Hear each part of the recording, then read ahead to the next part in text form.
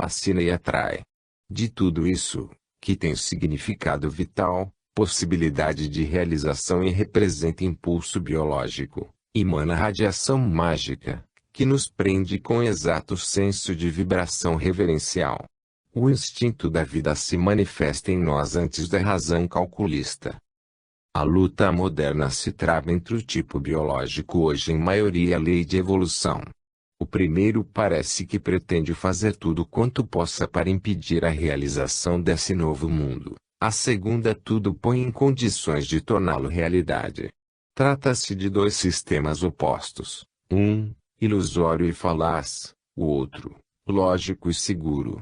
Com o método atualmente em voga, somos obrigados a reconhecer que o homem, apesar das conquistas e vitórias, não alcançou a felicidade e se agita como presa de insatisfação contínua. E como acima dissemos em relação ao indivíduo, também a coletividade não procura dentro de si mesma, mas fora, as causas de seus males. As causas, porém, residem no método. É fácil entrar no mundo novo. As portas acham-se abertas de par em par, mas o homem não quer entrar. A posição em que se encontra o impede. A lei, sábia e boa, desejaria exatamente o contrário, quer dizer, o bem, mas a lei tem de respeitar a vontade humana. O homem prefere viver em estado de tensão, de recíproca desconfiança e, por isso, de contração, a viver em estado de calma, de confiança e, em consequência, de expansão. Os bens da terra bastam demais para todos. A psicologia da insaciabilidade, generalizando-se, em plena abundância nos torna miseráveis. A avidez de lucro subtrai dos bens a função de instrumento útil à vida, transformando-os em instrumento de especulação, acumulando-os apenas para que apodreçam, sacrificando a vida à potência econômica. Assim se determinam as desproporções que justificam a revolta das classes pobres contra as dos capitalistas, impedindo-as de gozar dos bens acumulados. O efeito atinge de novo a causa. Não podemos gozar o que não é fruto da justiça, mas do abuso. Toda posição de desequilíbrio se destina à queda. Para que serve empregar meios ilícitos e usurpar, se mais tarde a lei nos constrange ao pagamento? E, de fato, não faz o homem outra coisa senão pagar. O método atual de busca da felicidade representa a verdadeira falência. Não se deve culpar a lei, mas o sistema escolhido pelo homem. A lei paga na mesma moeda, devolve-nos o que lhe oferecemos. A causa de nossas misérias reside em nós mesmos. O egoísmo conduz a dispersões imensas, como, aliás, todo o separatismo. Não considerar o próximo como irmão, mas rival, e não ter-lhe os bens na conta de capital comum a conservar-se e, sim, de objeto de conquista, leva à destruição nociva a todos. O homem, empregando-a mal, reduz a riqueza, em princípio benéfica para a vida e tão útil ao progresso, a instrumento criminoso e manchado em que o evoluído com desprezo se recusa a tocar. Que sensação de bem-estar compensaria a fadiga até mesmo da primeira aproximação evangélica? Não. O homem não compreendeu. Na lógica dos equilíbrios da lei, o método do exclusivismo não passa de método de empobrecimento. Esses equilíbrios implicam a formação de correspondente atrofia ao lado de cada hipertrofia, vácuo econômico a interessar não só o vizinho, cuja miséria talvez não nos impressione, mas a nós mesmos, quando chegar nossa vez na corrente dos efeitos. A vida é, de natureza, colaboradora, forma-se de forças cíclicas, comuns e comunicantes. Os equilíbrios da lei dizem-nos: tudo quanto se rouba se perde e tudo quanto se dá se ganha. A riqueza proveniente do furto constitui débito a ser pago. O ato de dar pode enriquecer-nos mais do que o ato de tomar. No mundo novo, o problema econômico se transfere inteiramente para outro plano. Perdeu a razão de ser e está superada a moderna luta entre o capital e o trabalho, representativa de nossa atual fase econômica. No mundo novo, o evoluído possui dentro de si mesmo, espontaneamente, à medida da posse das coisas, fornecida pelas próprias necessidades, capacidades individuais e funções sociais e não, como acontece agora, pelo próprio poder de conquista com o emprego da força ou de astúcia. O evoluído pede à vida apenas os bens necessários à consecução das finalidades dela mesma, individuais ou coletivas, e abandona aos outros o resto. O problema do mundo não passa verdadeiramente de problema de caridade cristã. Bastaria compreender e aplicar o Evangelho para conseguir a igualdade social e garantir a todos o pão de cada dia. No fundo, os numerosos problemas que nos afligem, econômico, político, religioso, social, reduzem-se a um só, o problema da educação moral. Desse modo o Sermão da Montanha e a pobreza franciscana, cujo escopo é, através da esmola, substituir no pobre a violência pela humildade e, no rico, trocar pelo amor o egoísmo desprezível, assumem significado biológico na lei de evolução. Em verdade, para possuir a própria vida necessário se torna perdê-la. Apenas quando nos anulamos e não possuímos mais nada, nos tornamos senhores das maiores forças da vida, porque de isolacionistas nos transformamos em colaboradores do grande organismo universal. Entramos no mundo novo em que a lei triunfa, passando a ser operários do Senhor. A lei deve cuidar de defender-nos e garantir-nos a vida. Se nas mãos de Deus nos reduzimos a nada, parece que com isso perdemos nosso pequenino eu, e, no entanto, em Deus nos tornamos tudo, pois, entrusando-nos no funcionamento geral, nos tornamos indestrutível parte orgânica dele, com direito ao necessário na terra e à futura felicidade no céu. Que vale de que é capaz, em face dessa dilatação de personalidade e aumento extraordinário de meios, o involuído rei da força, prepotente e rebelde, escravo da ilusão e da matéria, jamais satisfeito, sempre inseguro, sempre abandonado às incertezas de suas pobres forças. No entanto, esse tipo biológico foi proclamado animal modelo, posto pela ciência no degrau mais alto da evolução e considerado produto mais apurado da raça. Ainda mais, sua lei de seleção passou a ser considerada como lei da vida, de toda a vida. Mas esse sistema é o sistema seletivo do animal. Aplicaram no homem, desse modo equiparado ao animal. O involuído não quer entrar no novo reino, onde poderia ser feliz. Contudo, a lei vê-se obrigada a arrastá-lo, mas o involuído se rebela, se recusa a sair do inferno, não quer despender o menor esforço para deixá-lo. A lei deseja-lhe o bem, não pode, todavia, impô-lo porque a liberdade humana é sagrada. Além disso, através da imposição, a lei criaria autômato inconsciente, quando o cidadão do novo mundo deve ser consciente e livre.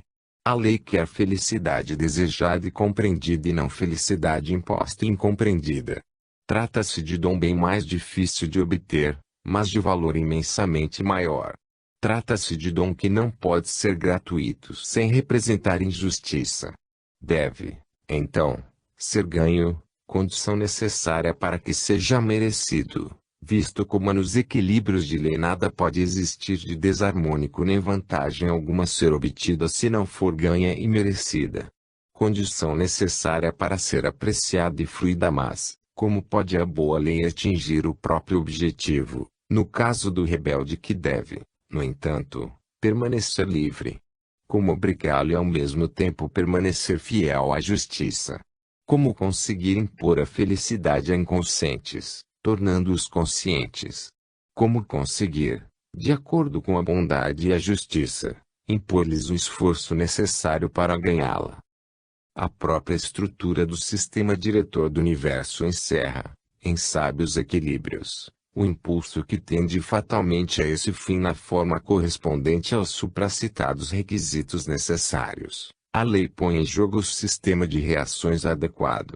O homem continua livre, mas responsável, livre para escolher a revolta e a desobediência, mas obrigado a responder por elas. É justo que ao erro siga adequada sanção. Assim, Ação e reação equilibram-se e se põe a salvo a harmonia do sistema. E a dor constitui precisamente o modo mais adequado para despertar a consciência dos inconscientes e impor aos preguiçosos o esforço necessário à aquisição da própria felicidade. Por isso esse esforço não aparece, em primeiro momento, na forma positiva de conquista de alegria e, sim, na forma negativa de libertação da dor. O segundo momento revela-se cada vez mais evidente à medida que subimos e o evoluído trabalha, em sentido positivo, para conquistar o bem que já conhece. No caso comum, porém, o involuído trabalha em sentido negativo, de revolta e fuga em presença da dor, de luta para fugir-lhe. Normalmente, a evolução assume, pois, o aspecto de esforço para superar a dor. Através desse esforço a lei obriga o homem a entrar no seu novo reino. A concepção humana da dor resulta naturalmente de uma das muitas ilusões psíquicas próprias da fase biológica do involuído. Conceba ele como resultante da falta de força para vencer ou de astúcia para fraudar, como fracasso dos fracos de corpo ou de mentalidade, como herança natural dos que não sabem revoltar-se nem impor-se. Concebe a dor como inimigo a ser vencido e por isso acredita que tudo se resume em sermos bastante fortes ou hábeis para vencê-la. Concepção derivada do fato de o involuído julgar-se colocado no caos, como centro de todas as coisas e árbitro da lei.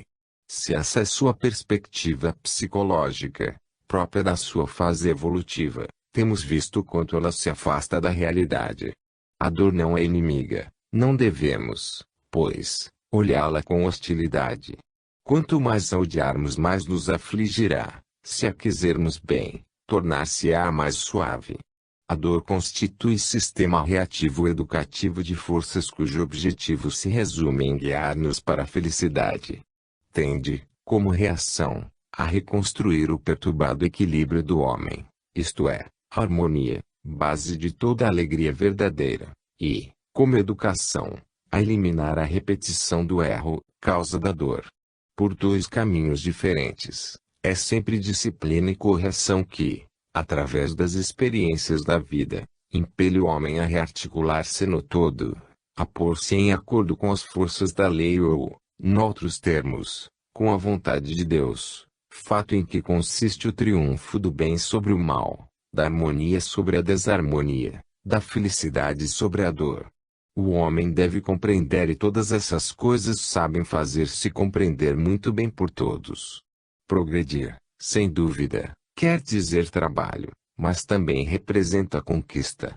A ordem, na involução, se desagrega no caos. Ora, a evolução procura reconstruir a ordem a partir do caos. Em nossa experiência cotidiana percebemos que o prazer produz o nada e a dor cria.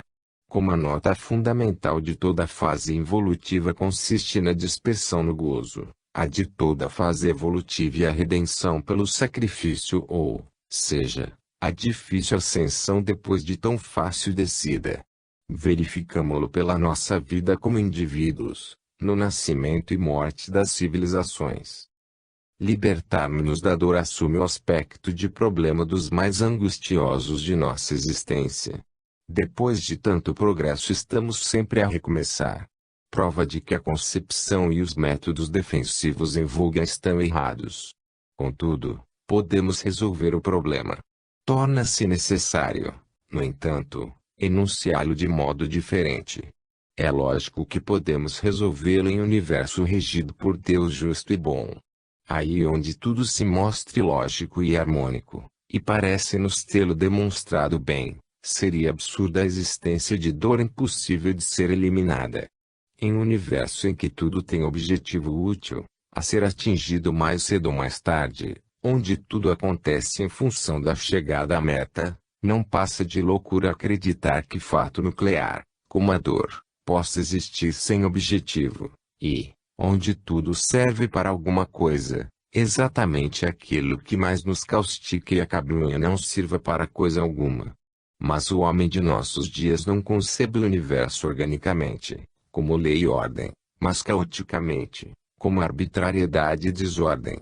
Se não se compreendem em primeiro lugar as finalidades da vida e a lógica de todas as suas funções, é natural que desse modo não possamos resolver o problema da dor.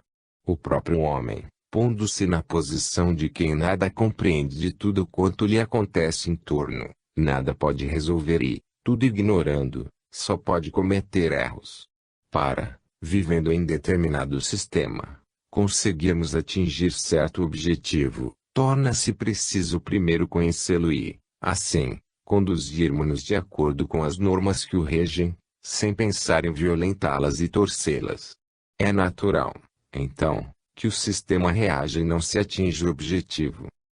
Embora mudemos continuamente a perspectiva, percorrendo os vários pontos da periferia, a própria estrutura do universo nos orienta e sempre faz retornar ao mesmo conceito fundamental ou, seja, ao pensamento central ao redor de que tudo gira e pode chamar-se Deus, lei, ordem. Não podemos impedir que todos os conceitos desta obra gravitem em redor desse ponto, pois essa é a estrutura do universo e nosso pensamento deve amoldar-se a essa estrutura e constituir-lhe a expressão exata. Desse modo, pode parecer que estamos a repetir sempre a mesma coisa, mas o universo aqui é sempre o mesmo. Podem mudar o ponto de vista da periferia e a forma do relativo, não podem, porém, a realidade do centro e a substância do absoluto. No mesmo modo em que se construiu o universo, através de caminhos infinitos, de qualquer ponto de que partamos terminamos por atingir sempre o mesmo centro. A criação apresenta-se variada e, quanto à forma, é mesmo, contudo, em substância permanece invariável. De modo que não fazemos nada mais senão fotografar a realidade, quando somos obrigados a repetir do princípio ao fim, sob infinitos aspectos, o mesmo conceito de sempre: Deus, lei, ordem. Esse é o estado das coisas e não podemos mudá-lo.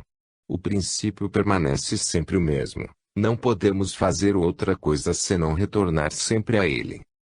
O problema da dor também nos reconduz ao mesmo princípio, nosso ponto de partida e de chegada, em redor de que devemos girar sempre, isto é, o universo constitui sistema, organismo, funcionamento lógico.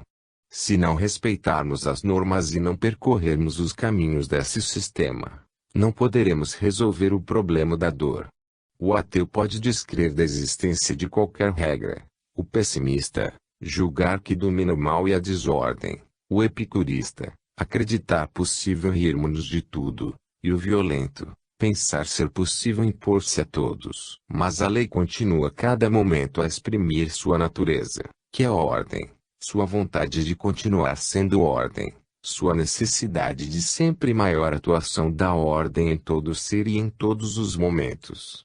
Quando não se respeita a absoluta e fundamental exigência de ordem, a dor aparece, fato cuja gravidade indica como, proporcionalmente, se mostra importante o princípio a que se propõe defender. No sistema, a dor tem o papel de campainha que nos adverte do erro, corrige o desvio e impõe a correção, exatamente como acontece no sistema nervoso do organismo humano, feito à semelhança do organismo universal. O homem pode pensar e fazer o que quiser, mas o sistema não tolera em absoluto a alteração dos seus equilíbrios e, se os violam, defende-se, volta-se contra o violador e obriga-o a reconstituí-los à própria custa. A dor corre por conta do violador. Quem errou paga com o que lhe pertence, pessoalmente. Trata-se de equilíbrio de forças cujos impulsos poderiam ser calculados exatamente, em qualidade e quantidade, no modo como se relacionam em causa e efeito, ação e reação. Essa reação reequilibradora é fatal. A lei não admite perturbações, se acontece violação, pois o homem é livre, o efeito não pode recair sobre a lei, mas sobre o homem. A este se permite fazer experiências à própria custa e aprender por tentativas, não se lhe permite, porém, alterar o funcionamento do universo. Essa reação reconstrutora de equilíbrios por parte das forças da lei pode parecer-nos ato de justiça por parte de Deus ou, então, punição da culpa, Aos primitivos, no entanto, pode parecer vingança. A dor não é, então, fracasso ou derrota, mas o meio providencial de reparação e prova na arena das experimentações humanas. Constituindo-se compensação expiatória e escola, assume um papel de retorno à ordem e método aquisitivo de qualidade, isto é, meio de autoelaboração ou, melhor ainda, fator de evolução. Assim, a dor se transforma, não é mais, como na conceituação vulgar, obstáculo à felicidade, não é mais maldição ou vingança de Deus, mas bênção e ajuda, não é mais vergonhosa posição de inferioridade, mas nobre instrumento de redenção. Apenas se compreende a lógica do sistema diretor do universo, logo aparecem a absoluta justiça e a imensa bondade de Deus. Todas as vezes que neste livro qualificamos o involuído como ignário e primitivo, não o fizemos em sinal de desprezo, de condenação ou de imputar-lhe culpa. O que queremos é apenas expor o mecanismo do universo e as consequências advindas, para cada qual, de sua conduta. O involuído está, biologicamente, exatamente onde devia, adequando-se, como selvagem em planeta selvagem, à dureza de suas provas, a de sua sensibilidade. Todavia, os que compreendem como realmente a vida funciona não podem deixar de adverti-lo, somente no interesse dele, para fazê-lo compreender como executa mal suas tarefas, de indicar-lhe, se lhe convém, melhor modo de fazê-las, mostrando-lhe como é astuto alguém pretender construir com as próprias mãos a sua infelicidade e como é possível corrigir a própria dor e transformá-la em prazer. O bom e sábio sistema do universo contém a solução do problema. O sistema é feito de ordem, a dor é consequência de desordem.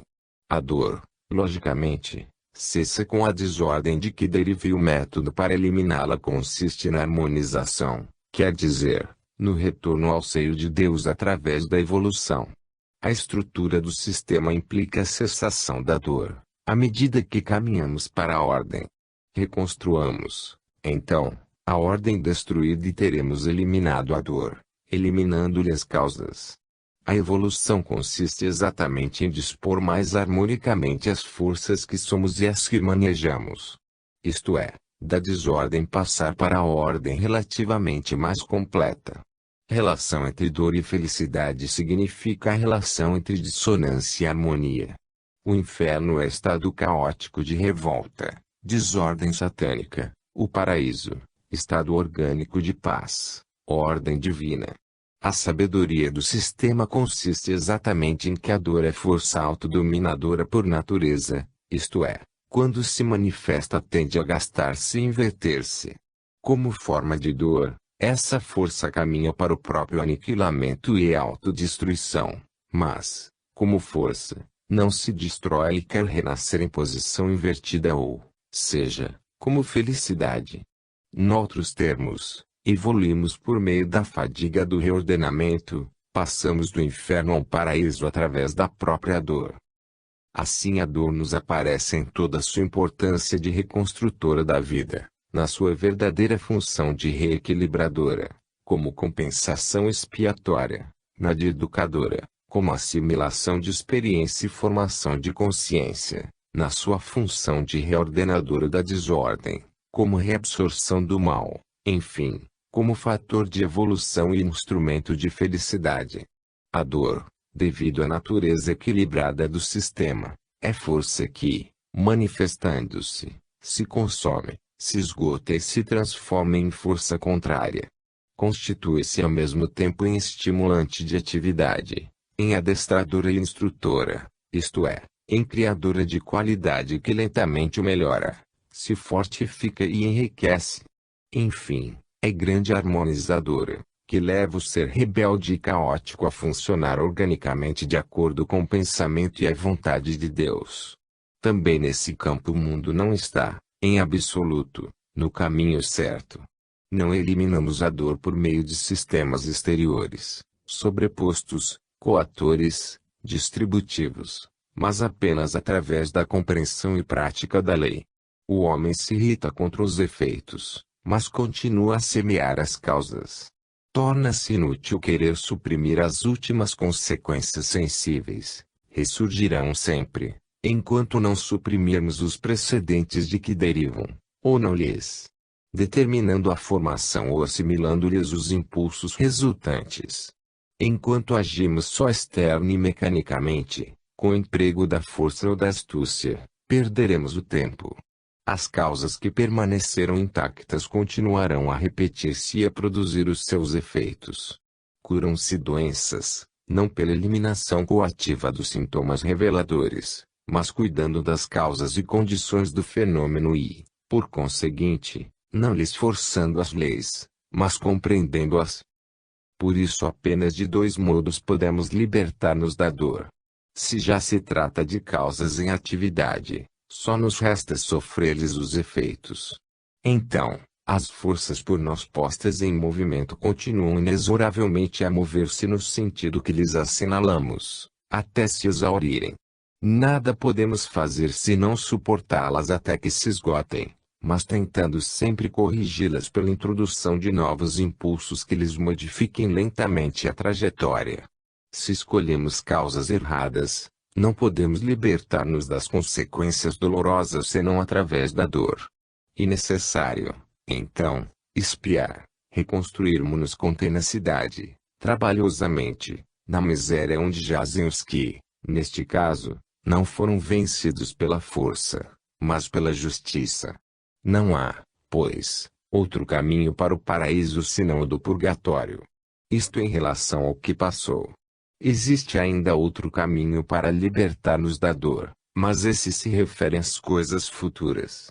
Consiste em não errar mais, em não movimentar novas forças desarmônicas, causa de novas dores. Quanto ao passado, se erramos não nos cabe senão pagar. Quanto ao futuro, apenas devemos, sem novos erros, construir-lhe os fundamentos. Neste ou naquele caso tudo se reduz à harmonização, isto é, a cumprir a lei, a vontade de Deus. De fato, hoje não se cuida dessa condição fundamental da felicidade. Julga-se que não tenha consequências a violação dos equilíbrios da vida e a praticam com indiferença de inconscientes além de não se respeitar de modo algum a ordem universal. Pretende-se, mesmo, criar artificialíssima ordem humana, como antítese em lugar da ordem divina já existente. O involuído mergulha assim em tremenda ilusão, pensa caminhar em direção à felicidade e, no entanto, corre ao encontro da dor. Crê na vitória da técnica, no poder econômico, no bem-estar material, na vitória das armas ou da astúcia. Estas, porém, não passam de condições secundárias para a realização da felicidade. Podem até mesmo representar condições negativas e obstáculos para essa realização, se essas forças se movem desequilibradamente contra a harmonia da lei. Quando não significam ordem, mas desordem, torna-se inútil supor que vencemos, pois fomos vencidos. Inútil crer que andamos em direção à felicidade, pois andamos foi em direção à dor. E hão de trair-nos todas as conquistas humanas por que tanto lutamos. As coisas terrestres não enganam, os traidores somos nós, que acreditamos no abuso e não sabemos empregá-lo. É justo a lei da justiça tratar desse modo os que a violentam. A harmonização constitui o método de construção da felicidade, a revolta, o de construção da dor. O problema, para que possamos resolvê-lo, deve ser proposto de modo oposto ao seguido até agora. Não se trata de abundância de bens, mas de sabedoria na conduta, nem de possuir mais ou menos, mas de possuir bens conforme a justiça.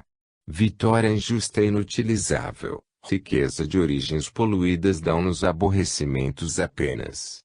Tudo quanto dissemos em relação à propriedade vale para toda aquisição, tanto para os indivíduos como para as classes sociais e as nações.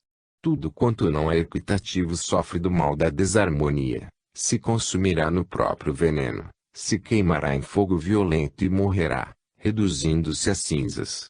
De fato, o problema do verdadeiro bem-estar não é, como se acredita, exclusivamente econômico, mas moral, de compreensão e de comportamento. Na Terra não faltam bens. Falta é o homem que saiba usá-los. A grande conquista a fazer-se não é tanto a conquista material das forças do planeta, mas da sabedoria humana. Sem a segunda, a primeira não constitui vantagem, mas dano. Toda aquisição realizada na desordem realmente representa perda. Toda vitória injusta não passa de derrota. A felicidade é equilíbrio.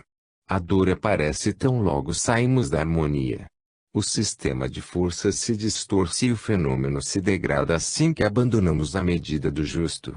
Todo pecado por falta ou por excesso significa ela ser pago. De fato, tanto os povos como os homens mais ricos são os mais infelizes. Dadas a estrutura do sistema universal e a conduta humana hoje em voga, que felicidade podemos encontrar na Terra quando violamos a ordem das coisas, perturbamos a harmonia das forças e damos nascimento a estado vibratório desarmônico e discordante, constituímos centro de radiação arrítmica, cujas repercussões se farão sentir sob a forma de dor. Sofremos porque somos desarmônicos. As causas de nossa dor moram em nossa desordem interior. Quando inocentes, o golpe não nos atinge, resvala, não encontra ponto vulnerável no organismo de forças de nosso destino, pois em nós mesmos nada oferece resistência. A desordem exterior não pode entrar em nós senão na medida em que, como queremos, já se encontra dentro de nós. Os impulsos desarmônicos da dor podem atingir-nos apenas em proporção à nossa desordem interna. Único remédio, harmonia. E justamente o de que o mundo de hoje menos cuida é de evitar essa desordem, causa de todos os nossos males. Ao contrário, parece procurar apenas acioná-las. Explica-se desse modo como o adiantado homem moderno jamais tenha sido, como hoje, vulnerável à dor. Não. A dor não se vence, como se crê, dominando o determinismo físico das causas exteriores. É inútil submetermos-nos às forças da natureza. É um passo, não basta, porém. Pagamos caro acreditar que baste. Assim imaginamos civilizar-nos e progredir e, no entanto, isso nos torna preguiçosos e degenerados. É lógico que a natureza seja forçada a abolir as defesas por nós artificialmente tornadas inoperantes. Desse modo enfraquecemos-nos, quando pensamos proteger-nos. Isso é verdadeiro tanto para o corpo como para o espírito.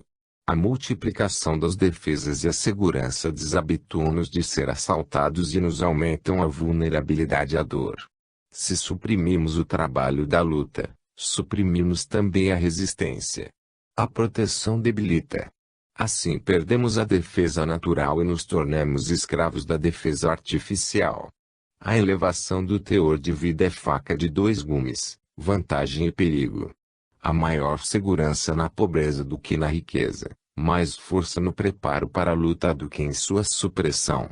O sistema de nosso mundo contraria toda a ordem natural. Eis que também deste outro lado as causas da dor se acumulam e não se eliminam. Procura-se por toda parte receber adiantamentos, endividar-se nos equilíbrios da vida, ao invés de procurar reconstruí-los e não perturbá-los mais. Toda a nossa alegria é novo empréstimo de pobre, enterrado de dívidas até o pescoço.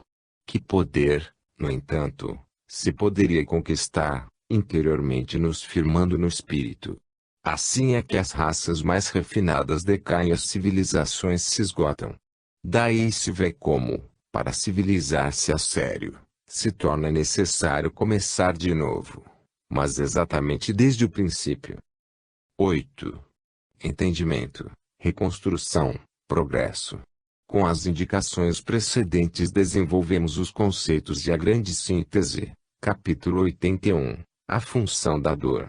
Agora podemos compreender mais o significado de diversas afirmações, como esta: a anulação da dor opera-se corajosamente por meio da dor. Naquele capítulo se traçou o processo de desaparecimento da dor através da evolução, pela qual do mundo subhumano para o humano e sobre-humano, com a transformação do eu, a íntima catarse na personalidade muda também o significado. o valor e a sensação da dor. E muda a tal ponto que no mundo sobre-humano perde o caráter negativo e maléfico e se transforma em afirmação criadora, em poder de regeneração, em corrida em direção à vida. Canta-se então o hino à redenção, bem-aventurados os que choram. A grande síntese, capítulo 81. Somente agora podemos, como Santa Catarina de Siena, exclamar, sofrer ou morrer. Assim, enfrentamos e resolvemos o mais controvertido e importante problema da vida, sem condenar quem está embaixo, sem protestar contra a lei, reconduzindo a dor às causas que são suas, mas estão em nós. Embora verificando o caráter infernal que o ambiente terrestre pode assumir para o involuído, sempre na dor reconhecemos a justiça e a infinita sabedoria de Deus e os equilíbrios da lei que deixam cada qual no posto merecido, adequando à violência das provas à sensibilidade do indivíduo. O natural terror que o reino humano do involuído pode inspirar aos seres refinados não tira coisa alguma a perfeição do plano divino do universo, a liberdade individual de redimir-se e progredir, ao otimismo do justo, à fé em Deus, aos auxílios por ele concedidos a quem os merece. Deus continua presente e ativo mesmo em plena desordem do inferno terrestre. Tanto basta ao evoluído para sofrer com alegria.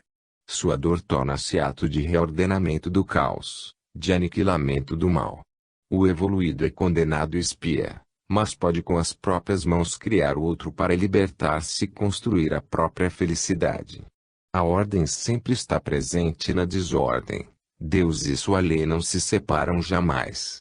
Isso basta para o evoluído possuir, no mais profundo da alma, aquela harmonia chamada felicidade. Desse modo a dor vai sendo cada vez mais empurrada para o exterior, para a superfície. Assim, embora descrevendo o infernal mundo terrestre e sofrendo em meio ao seu estridor e à sua violência, podemos agora esquecer tudo isso ao contemplar placidamente o plano da criação, divino e de suprema beleza. Apenas o entrevimos e já ficamos atônitos em face de tamanha sabedoria, poder, harmonia e bondade. Nossa alma estende as asas e sustenta-se nos céus. Prossigamos, vibrantes de fé, ardendo na mais nobre paixão, temerosos da nossa própria audácia. Com efeito, neste livro em verdade perscrutamos o pensamento de Deus e tentamos entrar em comunhão com Ele. Por isso não basta raciocinar, única coisa que segundo parece se faz neste livro.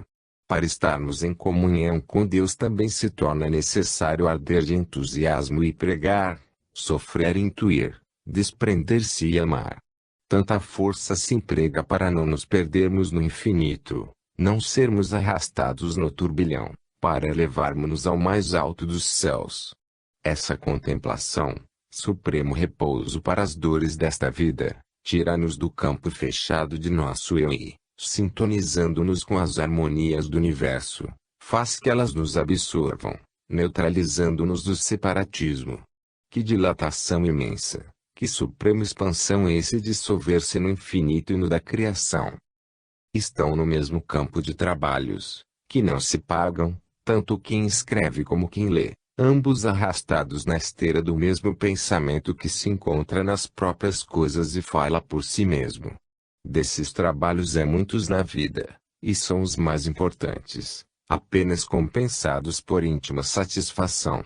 Quando quer atingir os seus fins, a lei põe no instinto humano essa íntima sensação de contentamento.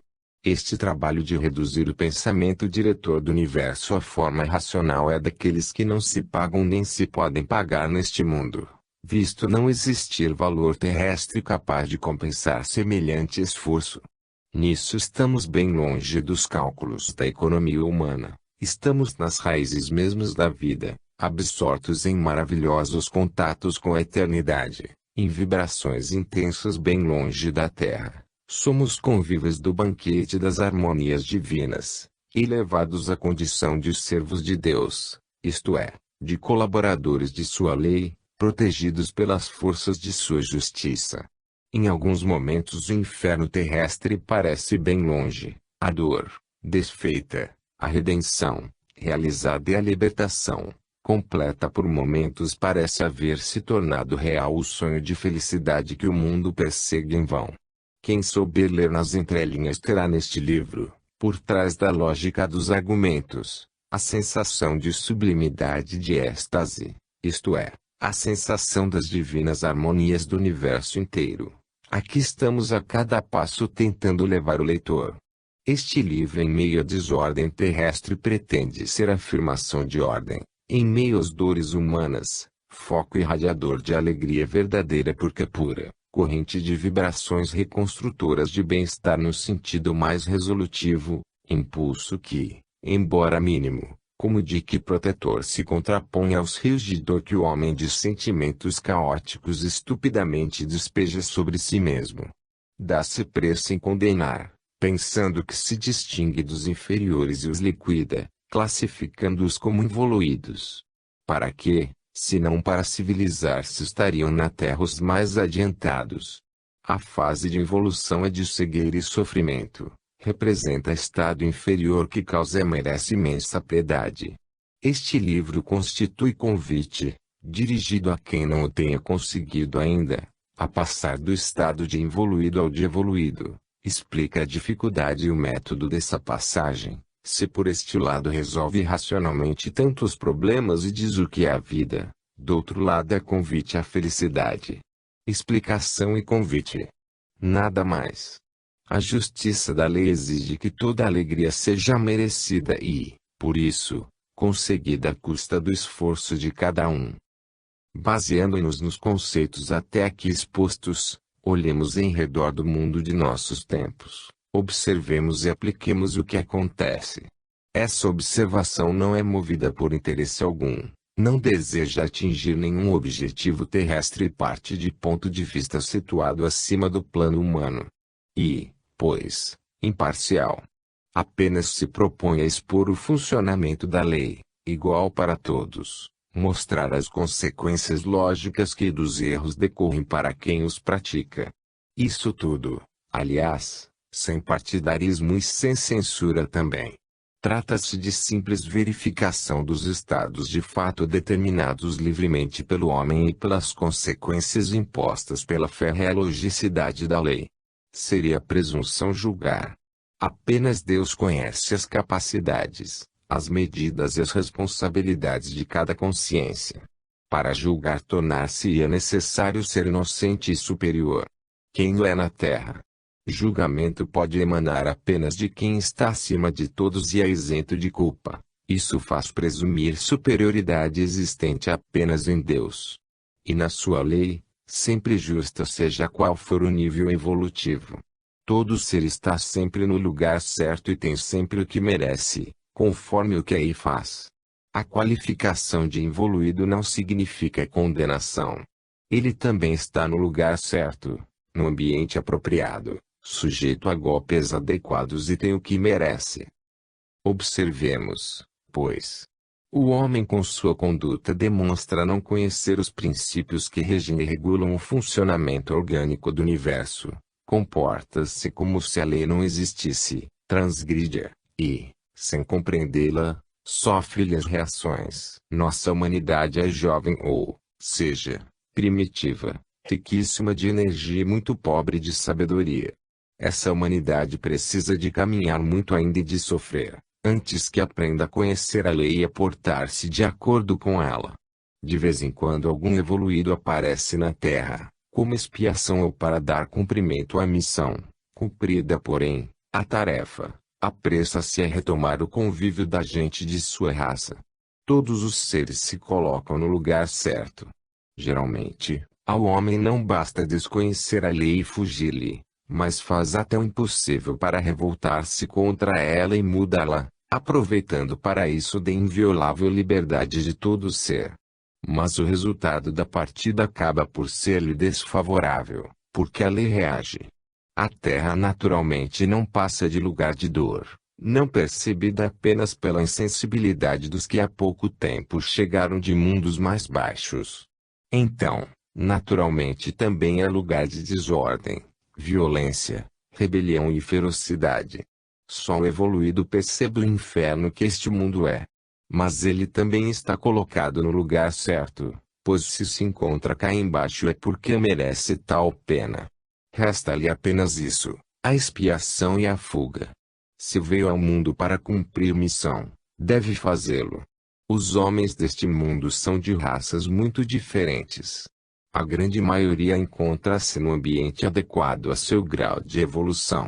É justo e lógico encontrar-se a maioria em ambiente adequado e só a minoria achar-se em lugar que não lhe convém. A minoria, embora notável, mais evoluída, aqui se encontra em caráter de expiação. Raríssimos exemplares de raças superiores vêm para cumprir missão. Os destinos, as provas, as alegrias, as dores, os gostos e os modos de apreciar as coisas são, pois, muito diferentes, de acordo com a natureza de cada qual. Todos nós exercemos função. Prova duríssima coloca os superiores ao lado de inferiores ferozes como demônios. Os inferiores são postos ao lado dos superiores para que com eles aprendam a compreender a vida. Embora diferentes, todos colaboram e mutuamente se aperfeiçoam. Porque todos são desiguais, as opiniões variam tanto, contudo, a harmonia se estabelece pela compensação dos contrários mais do que pela semelhança. A realidade da vida é completamente diferente da que aparece exteriormente ao homem comum. E seus verdadeiros problemas, bem diferentes daqueles de que habitualmente falamos. Nesse ambiente naturalmente o que domina é a exaltação da força ou exaltação da involução, isto é, do tipo biológico humano ainda próximo da animalidade. O que revela o evoluído é método de vida completamente diferente, fundado, ao invés, no equilíbrio da justiça, mas o evoluído hoje constitui minoria que, em silêncio e mergulhada na dor, espera sua oportunidade de vida ativa no mundo. O estudo dos grandes ciclos históricos nos indica como a fase da animalidade, depois que atingiu o apogeu, esteja agora se encerrando na autodestruição, seu termo final, inserida no desenvolvimento lógico do sistema da revolta, do materialismo científico. Desse modo se esgotará o ciclo da atual pseudo-civilização do evoluído e começará o ciclo da nova civilização do evoluído. Quem olhar em torno de si tiver capacidade de entender, observa o desmoronamento deste mundo e admira a perfeição da lei que, no tempo certo, executa o que é útil e necessário. A vida, feita de renovamento, necessita dessas destruições. A pseudo-civilização da matéria, fechada no ritmo do tempo que se prepara para encerrar-lhe o ciclo, apressa-se novamente a lançar seus últimos impulsos. Seu dinamismo persegue, seu desequilíbrio íntimo atormenta, toda a estrutura do sistema de princípios que a regem, a natureza das forças que a põem em movimento, representam concatenação lógica que não pode desenvolver-se senão à custa de aceleramento progressivo e contínuo sem terminar em total aniquilamento. O bólido foi posto em movimento e agora deve percorrer a trajetória que lhe foi determinada desde a abertura do ciclo. Se olharmos em redor de nós vemos em todas as coisas dominar o desequilíbrio e as vitórias são cada vez mais instáveis. As afirmações, levianas, tudo está confundido num turbilhão de loucura, a riqueza e o poder têm algo de raiva e desespero, todo bem é inseguro e dá-nos, mais do que alegria, o terror de ver manos despojados dele. Perdeu-se o senso da harmonia, da calma, da segurança e, por isso, da felicidade. A técnica, mais do que para criar e proteger, serve à morte e à destruição. As manifestações espirituais agonizam. A arte apresenta apenas expressões de bestialidade. Os cantares das mulheres são livros de fêmea e estão a serviço da atração sexual. Os cânticos dos homens são gritos de revolta e servem ao roubo e à destruição. As maravilhosas descobertas modernas, quando não se constituem em instrumento mortífero, concorrem muitas vezes para a multiplicação dessas expressões bestiais. As descobertas químicas reduzem-se quase sempre a, na agricultura, violentar os ciclos naturais, na medicina, a forçar as defesas orgânicas e impor-lhes efeito imediato, que, ao invés de ser salutar como se pensa, não passa de exploração mais rápida do organismo. Envenenamo-nos constantemente com sucedâneos e produtos sintéticos, maravilhas da ciência moderna. O que há em toda parte é revolta e substituição da lei pelo homem. Logo, deve haver em toda parte a respectiva penitência. Imposição e violência em lugar de harmonia e obediência. Parece que a mais angustiosa preocupação da terra é provocar o nascimento da dor. Se providencial ignorância não a limitasse, a ação humana chegaria a desintegrar o sistema solar. Esbocemos mais minuciosamente a substância do atual ciclo histórico. Podemos resumi-lo em 4 períodos trifásicos, nos quais se exprime o ritmo de seu desenvolvimento. Cada uma das 3 fases de cada período se expressa por um verbo, pois todo verbo quer dizer ação e, na vida, o pensamento se exprime concretizado nos fatos.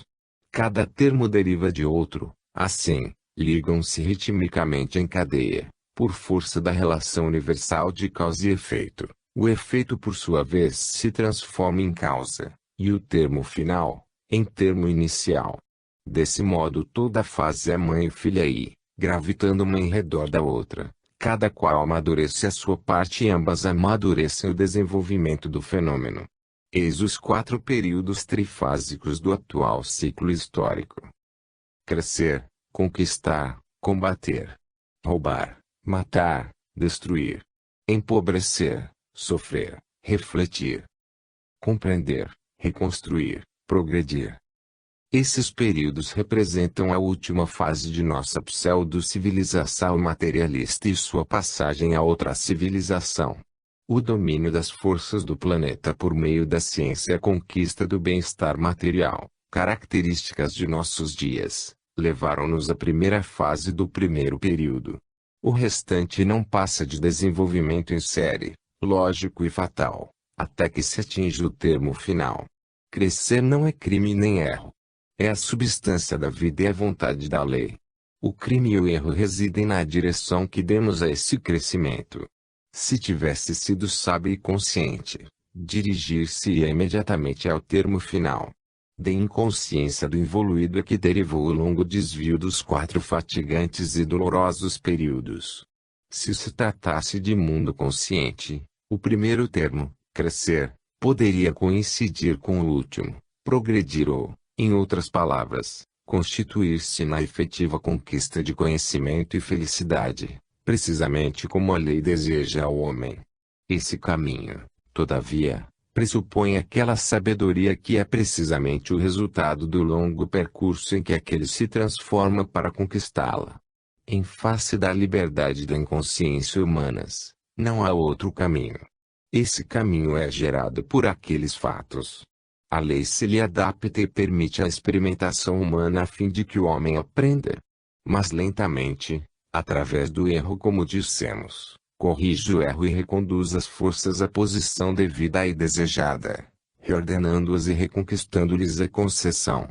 Assim, a lei através da dor repreende e corrige o homem e leva de novo ao caminho certo de verdadeira conquista da felicidade. Desse modo se atinge o verdadeiro objetivo da vida, o de evoluir. Assim, a ação atinge sua finalidade principal, compreender e progredir. O processo evolutivo deveria saber desenrolar-se em direção reta e sem desvios. Bastaria crescer lógica, disciplinada, consciente e harmonicamente, tudo de acordo com a lei. Mas vimos como o evoluído sabe apenas crescer desordenadamente, em oposição à lei. O que necessitaríamos de possuir no momento da partida só conseguimos ao chegar. Mas conseguimos e isso basta. O objetivo do trajeto consiste precisamente em conquistar novas posições. O homem aí chegará cansado e ofegante, mas bom entendedor, e a lei não terá sido fraudada. Todas as coisas estão logicamente no lugar certo. A bondade dessa lei há de triunfar e o homem aproveitará a experiência adquirida para não repetir o mesmo ciclo, mas, ao contrário, ir além. Que tortuoso e cansativo caminho deve o homem percorrer antes de atingir o objetivo colocado no último período. Tanta dor e destruição para conseguirmos compreender e, em consequência, podermos reconstruir e progredir. Apenas no caso de já termos compreendido é que o objetivo seria logo atingido e não deveríamos percorrer tão longo e doloroso caminho. O grande problema resume-se em compreender. Compreender para em seguida aplicar a lei, desse modo evitar a dor e, evoluindo, conquistar a felicidade. Ciência, filosofia, religião, literatura, arte, sociologia. Tudo isso deveria facilitar o entendimento e aplicação dessa lei e a substituição do espírito de rebelião e desordem pela de obediência e ordem. A atitude de revolta constitui nosso pecado capital. Constrange-nos a viver debaixo do açoite da reação. Quanto mais nos rebelamos, mais açoites recebemos. A revolta, que nos parece o caminho da fuga, é o caminho da condenação. Seguimos a lei às avessas. Por isso conseguimos o avesso de sua harmonia e felicidade. Praticamos a seleção às avessas, involutivamente ao invés de evolutivamente. Mas a inteligência humana há de substituir a lei animal de seleção do mais forte por sistema de luta mais nobre, destinada, ao contrário, à formação do mais consciente e do mais justo. Torna-se necessário mudar o tipo e modelo, não aquele oficialmente elogiado, mas o que intimamente de fato admiramos. Necessitamos de seguir outros métodos de conquistar vitória, propor-nos outros objetivos e lutar em plano mais elevado. Ao contrário, o esforço humano parece hoje dirigido à canseira de trocar o bem pelo mal, a ordem pela desordem, a felicidade pela dor.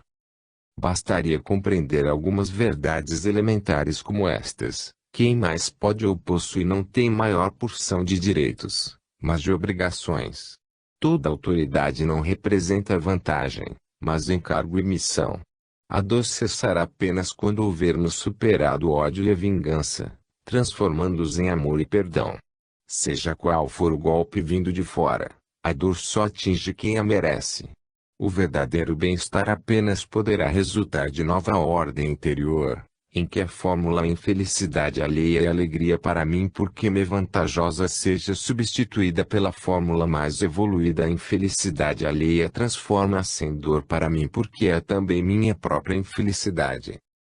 Infelizmente é muito extensa a lista dos erros humanos. Nada mais lógico que das dores seja também muito longa. Que outro rendimento poderiam dar as forças da vida, se dispostas de modo diferente, obedientes a critérios de harmonia e não a de desordem? Que seria do mundo se, apesar de todos os erros humanos, não o dirigisse lei justa e sábia? E deve, mesmo, ser muito sábia visto como, não obstante as tentativas de desordem, atinge inexoravelmente seus objetivos. Sua sabedoria substitui a ignorância humana, a que desse modo se põe limites e segue em direção ao bem. Ao homem traem à pressa, a psicologia do resultado imediato, conseguido a todo custo, através de quaisquer meios, inclusive da violência. A vida, no entanto, é fenômeno extenso e equilibrado. Nela o futuro é eterno, produzem-se efeitos devidos a causas longínquas, preparam-se objetivos também longínquos. O homem vê o passado e o futuro próximos e nada mais. E agora? Que coisa a química introduz em nossa terra? A ciência médica, no protoplasma do homem? A máquina, em nossa vida individual e social? A orientação moderna, em nossas almas? Não sabemos. No entanto, a vida futura se construirá apenas do que estamos continuamente a semear para nós e nossos filhos. Pondo de lado o problema agrário, já particularmente desenvolvido em outros escritos, observemos, por exemplo, como a ciência médica trata o corpo humano. Cremos que a imunidade se possa obter artificialmente pela introdução no corpo humano de pus, de vírus ignorados ou de proteínas desconhecidas. No entanto, a resistência orgânica não passa de equilíbrio entre contaminação e defesa, a renovar-se continuamente, equilíbrio que se consegue apenas por meio de características intrínsecas, adquiridas através de prolongadíssimos períodos de luta. A profilaxia acertada reside nas qualidades protetoras e defensivas que o organismo por si mesmo adquiriu em prolongada e necessária luta entre o campo orgânico